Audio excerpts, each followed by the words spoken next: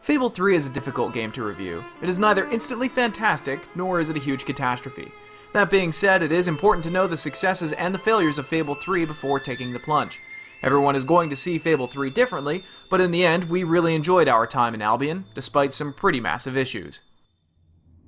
And so our story begins. The kingdom is on the verge of revolution.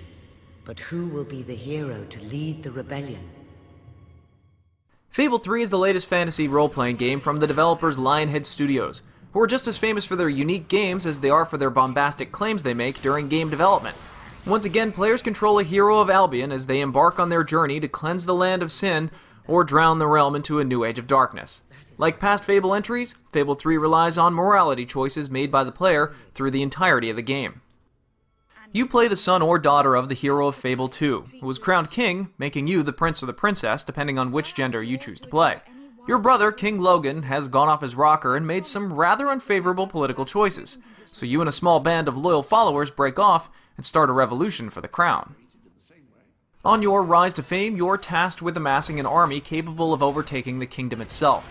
The story, while it sounds to be a bit on the dry side for a role-playing game, is actually one of Fable 3's strong points, as it takes a few unexpected turns throughout the game. Our hero returns, bringing good tidings. And supper. To gain popularity, you need to befriend the populace by doing individual favors, or by taking on larger quests for groups of people. Most quests will direct you to a dangerous part of the world, instruct you to kill the dangerous stuff, and return back again for gratitude in the form of experience points that you can spend on the road to rule, Fable 3's system of leveling up.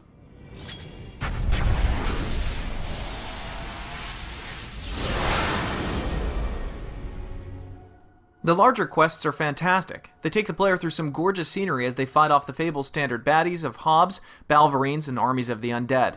Escort missions are set to a minimum, but when they do occur, Lionhead did everything possible to keep them entertaining.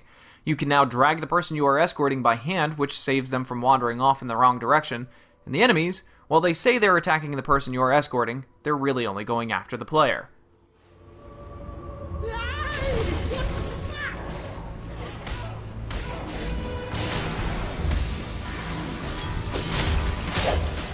To ensure players don't get lost on their quests, a golden trail is laid out before the hero. It's a system left in place from Fable 2, however this time around the trail seems to be finicky at best. It works roughly half of the time. Sometimes the golden trail never reappears after a quick travel, and the rest of the time it either points in the wrong direction or in a direction that you can't go. At launch, a patch is definitely needed. Combat is nearly identical as it was in Fable 2. Players can choose melee weapons with swords and hammers, ranged combat with rifles and pistols, and magical combat which can be used either for individual targets or large groups. The magic system has seen an overhaul. Instead of studying and purchasing individual magic spells, players can acquire magical gauntlets that cast only one spell at a time. Since the player wears two gauntlets, one on each hand, players can mix and match the spells to their playstyle. They can use two of the same gauntlets for maximum effect, or they can use two different types to create unique spells, like mixing ice with vortex and capture their enemies in a vicious ice storm. The experience gained from combat is fairly minimal, but the award from completing quests is where the payoff occurs. Players can win the hearts and mind of the population through crowd interactions. Unlike past Fable entries where the displays of heroic aptitude, like flexing and farting, were done in front of large groups of people, Fable 3 has made the experience more intimate, making every encounter with each citizen a one-on-one event. Experience points received from interacting with citizens is very large compared to combat. The end result has the experience system feeling pretty unbalanced.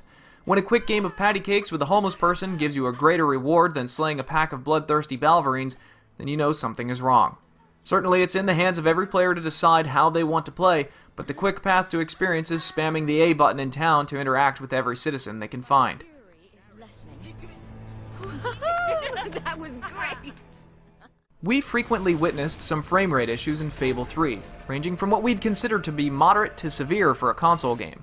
They'd even occur during non-fight scenes and in tighter environments, so we couldn't immediately explain away the problem due to processor overload. To cut down on the effect, we even tried to install the game on the 360's hard drive. It had little effect. That, on top of the long and frequent load times, Fable 3 is going to leave you twiddling your thumbs. A lot. We're hoping for a patch soon. Hopefully these issues won't be a problem when it arrives on PC. Our final large complaint comes from the game's menu system, which has almost been entirely replaced by an interactive environment. Need to change your clothes? You physically walk to your changing room. Want a different weapon while mid-fight? You pause the game and walk to your armory. Stylistically, it's wonderful, but the menu system in a game isn't primarily about style. It's about function, and functionally, it's horrendous. To manage all of your property owned in the game, you need to pause the game, walk to the map table, zoom in on the individual town, select the home you want to manage, open its menu, and then you can manage your property.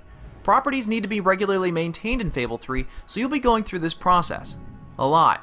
The more properties you own, the bigger the headache gets as you manually update every one of your homes. All of that could have been easily replaced with a property management tab on a standard menu screen. The same could be said about quest management, weapon management, and clothing management. This, we fear, is too large of an issue for a patch to fix. A lot of players are going to be majorly turned off by it. On the other hand, the story is wonderful. We love the art style. The voice acting is second to none, the humor is impeccable, except you'll hear the same jokes over and over again by evil garden gnomes. The combat feels rewarding and the questing is fantastic. It will provide many gamers hours of entertainment as they try to unlock all the game's secrets.